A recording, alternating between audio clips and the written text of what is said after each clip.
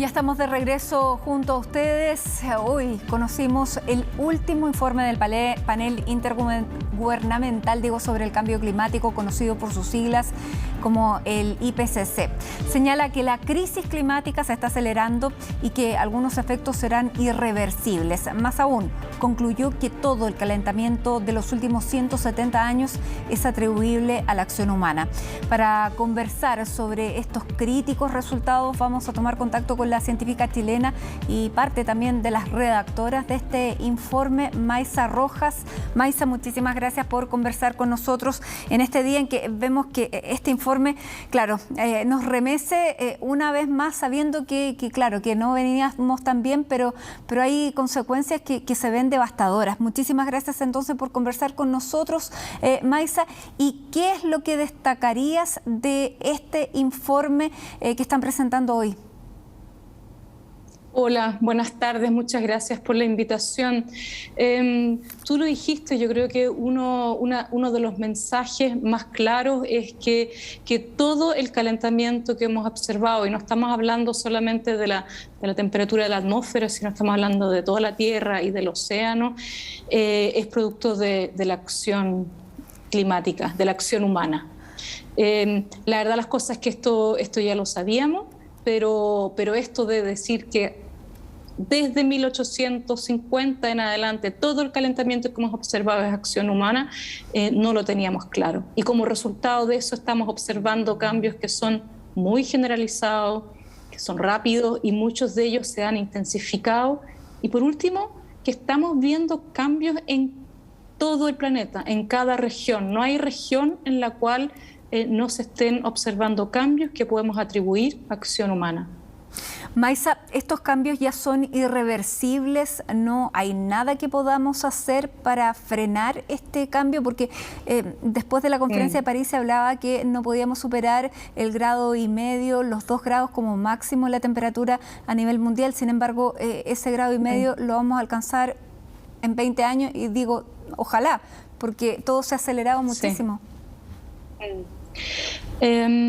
Hay algunos cambios que son irreversibles.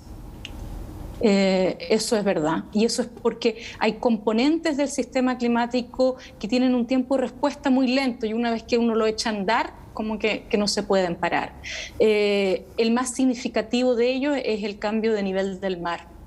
Ese es un cambio irreversible en nuestra vida humana, en siglos e incluso en miles de años.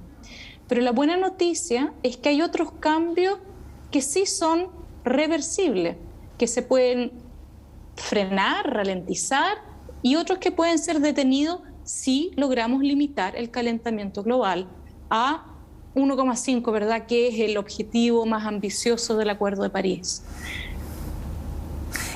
Claro, y para eso necesitamos una acción conjunta, coordinada, que había definido precisamente las reuniones que se habían tenido en el marco de la COP. Tuvimos que Estados Unidos se salió durante un tiempo con el gobierno de Joe Biden, esto se vuelve a retomar. El año pasado no fue posible hacer una COP presencial, este año nuevamente se va a dar la posibilidad y que finalmente Chile traspase su presidencia al Reino Unido, que ha sido una presidencia bien larga, y me imagino que en ese marco se pueden pedir esfuerzos más ambiciosos de los que hay ahora. ¿Qué es lo que hay que hacer para que efectivamente no superemos ese 1,5 grados Celsius que tanto necesitamos? Bueno, la verdad las cosas es que la solución ya la conocemos desde el quinto informe, el que fue publicado en 2013 y que dio pie al Acuerdo de París. Lo volvió a repetir el informe especial del IPCC, el informe especial sobre 1,5 grados, y lo volvemos a decir ahora en el sexto informe. Lo que tenemos que hacer es llegar a emisiones netas cero. Tenemos que reducir, eliminar el CO2 de todas las actividades que lo emiten, y tenemos que también reducir otros gases de efecto invernadero como por ejemplo el metano.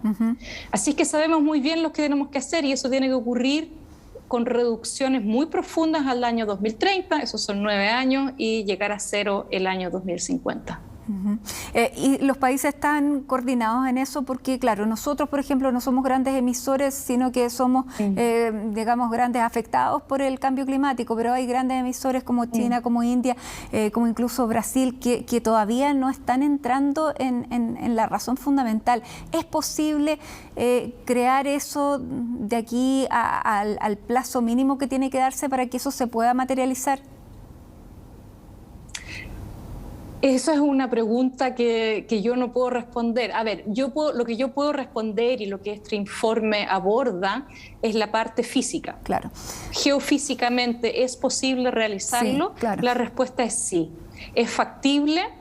Tenemos escenarios futuros que nos muestran cómo realizarlo. Ahora, la factibilidad la evalúa otro grupo de trabajo, el grupo de trabajo 3, que aborda el tema de las opciones de mitigación. Así que hay que esperar un poquito más, pero la respuesta desde el informe especial ya la tenemos, y es sí. Y por lo tanto, lo único que yo puedo decir es que por favor lean el informe y que actúen de acuerdo. Maysa, una de las partes de lo que alcanzamos a leer, sobre todo el reporte de prensa, porque el informe es bien largo, dice que es la temperatura de 1,5 grados más, la tuvo el planeta en alguna época de nuestra historia larga, en miles de años. ¿Cómo era el planeta en ese entonces y cómo se revirtió esa situación? Sí, efectivamente, y esto es una de los temas que a mí en particular me importan mucho, porque yo trabajo en paleoclima, ¿verdad? Entender el clima del pasado, que nos ayuda a darnos contexto de lo que estamos viendo. La última vez que el planeta tuvo temperaturas tan cálidas como las que hemos vivido esta última década, ¿verdad? Tenemos el calentamiento actual es de 1.1 grados Celsius por sobre los niveles preindustriales. La última vez que uno vio esas temperaturas hay que volver 125.000 años atrás. Y efectivamente, hace 125.000 años atrás, lo que produjo esos cambios no son las mismas razones que las actuales, sino más bien tenía que ver con cambios en la órbita alrededor del Sol. ¿Okay? Así que es un análogo a la situación presente, pero no es un análogo perfecto, porque las condiciones de la órbita de la Tierra alrededor del Sol eran distintas, y eso fue lo que llevó a que la temperatura fuera más alta, el nivel del mar fuera más alto, las concentraciones de CO2 fueran más altas. Así que nos ayuda a entender, pero no es un análogo completo. Maysa, una de las consecuencias más graves es el nivel del mar, el crecimiento del nivel del mar. Eso en un plazo de ¿cuántos años pudiera tener consecuencias visibles? Hemos ido viendo cada vez más cómo han ido subiendo la altura de muchas aguas, que hay islas en el Pacífico Sur que están prácticamente desapareciendo, pero en las áreas pobladas, ¿cuándo pudiéramos ver consecuencias ya irreversibles en ese aspecto de que se inunden espacios habitados? La verdad las cosas es que eso ya está ocurriendo. Esa es uno de los efectos más preocupantes y más irreversibles del calentamiento global. Tiene dos causas fundamentales. Una, que el océano está almacenando una cantidad importante de energía y por lo tanto se calienta, y cuando el agua se calienta se expande. Y por otro lado, los casquetes polares y los glaciares, pero sobre todo estamos hablando de Groenlandia y Antártica, se están descongelando, y eso entonces está contribuyendo a este aumento del nivel del mar. De hecho, el aumento del nivel del mar es la variable donde además podemos decir que los cambios se están acelerando, que comparado con 30 años atrás, comparado con 20 años, comparado con 10 años atrás, esto se está acelerando, y es irreversible, digamos que, pero da más o menos lo mismo cómo va nuestro futuro. ¿Qué ruta en el futuro nosotros decidamos escoger? Igual va a producir nivel del mar. Lo que sí sabemos es que si logramos limitar el calentamiento a 1,5, podemos también limitar ese aumento de nivel del mar. Mientras que si decidiéramos tomar una ruta que no logra limitar el calentamiento a 1,5, comienzan a aparecer una cantidad de procesos que no conocemos bien, que tienen probabilidad baja, pero tienen un alto impacto y por lo tanto, de aquí a 200 años más, no podemos se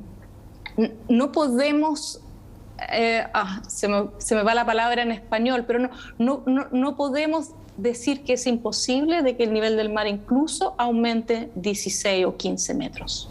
Eso sería tremendo. Ahora, otra de las cosas que me llama la atención es que esta vez el informe del IPCC se puso en escenarios bien dramáticos, cosa que no había hecho antes, como las peores cosas que pudieran pasar aunque esté en el 20% más improbable. Y esa es una de las consecuencias que pudiéramos ver efectivamente si llegamos a esos extremos. Exactamente, y qué bueno que tocaste ese punto, porque históricamente el IPCC tiene todo un proceso muy bien definido de cómo los resultados se comunican. Y eso es una de las fortalezas del IPCC. Pero en ese proceso había siempre un énfasis como en el rango más probable. Pero nosotros sabemos, si es que alguien quiere manejar un riesgo, yo no solamente quiero saber cuál es el rango más probable, sino que también quiero saber esa cola en que la probabilidad quizás es baja, pero yo sé que puede tener un impacto muy alto, ¿verdad? Esto es como el principio precautorio, que yo tengo que estar preparado para las peores condiciones. Y por lo tanto, y de hecho en este resumen, toda la sección C, la tercera sección del resumen, da un montón de información sobre eventos de probabilidad bajo, pero de alto impacto, o de incerteza profunda, de probabilidad baja, pero de alto calentamiento, toda una serie de tipos de fenómenos que esta vez hay un mayor énfasis, no solamente en el resumen, sino en el informe completo. Acuérdate que estos son más de 1000 páginas, es el informe. El resumen es un destilado muy, muy pequeño de toda esa información. ¿Y esos peores escenarios a qué nos llevan? En el caso de Antártica, nos llevan nos puede llevar a un calentamiento que es más allá de lo que esperamos y nos puede llevar, por lo tanto, también a un aumento del nivel del mar, como te decía, de 15 metros. Que no es la situación más probable, pero es. Y una serie de... Exactamente. Dime. No, está bien, yo creo que hay mucha información. Hay otra cosa que a mí particularmente también me llama mucho la atención, y es que de todo los gases de efecto invernadero, el CO2 sobre todo, que inyectamos a la atmósfera, más o menos la mitad es reabsorbida por el océano y por la Tierra a través del proceso de fotosíntesis. Es un gran servicio ecosistémico que nos da la parte viva de este planeta, la biosfera. Y también ahora sabemos de que en la medida que aumenta el CO2 hacia la atmósfera, la biosfera va a ser menos efectiva en sacar este CO2. ¿Y los océanos los océanos han descubierto como grandes purificadores de aire? Sí, efectivamente llevan 100 años absorbiendo una parte muy importante del CO2, pero como te decía, tanto los océanos como la biosfera terrestre va a ser cada vez menos efectiva en sacar ese CO2 de la atmósfera en la medida que aumenta el CO2 en la atmósfera. Maísa, vámonos rápidamente, nos queda no tanto tiempo, pero vámonos a Chile porque de acuerdo a este informe, ¿cuáles son las áreas que más estarían preocupando en vista del desarrollo que está teniendo esta transformación en el planeta? ¿Cuáles son los puntos en Chile más riesgosos? Sí, bueno, para eso no tenemos que no es necesario ir a ver el IPCC, es cosa de mirar para afuera. Por la ventana para afuera o leer los informes que nosotros mismos en Chile hemos publicado. La sequía, evidentemente. La sequía, denominada megasequía, ¿verdad? Porque llevamos una década de esta sequía muy extrema y larga y que cubre una buena parte de nuestro territorio, sumada a esa una hipersequía de este año, parecida a la que tuvimos el año 2019, temperaturas altas que tienen un efecto también en la acumulación de nieve, ¿verdad?, que nos dan las aguas en primavera, y sumado a eso, y esto se llama eventos climáticos extremos compuestos, en que tenemos dos de estos tipos de eventos. El informe también tiene una cantidad muy grande de información de esto. Clima propenso para los incendios. Claro. Que también ya sabemos, en 2017 tuvimos incendios muy grandes. Así es. Así que, Maisa, te queremos agradecer que nos hayas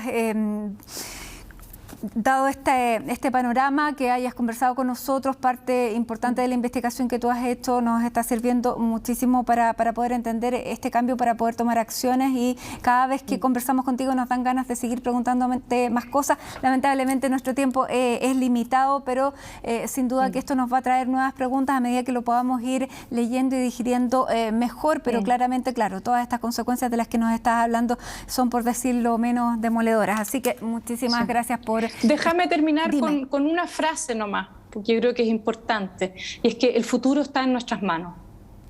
Y que así sea. Gracias, Maisa Rojas. Que estés muy bien. Chao.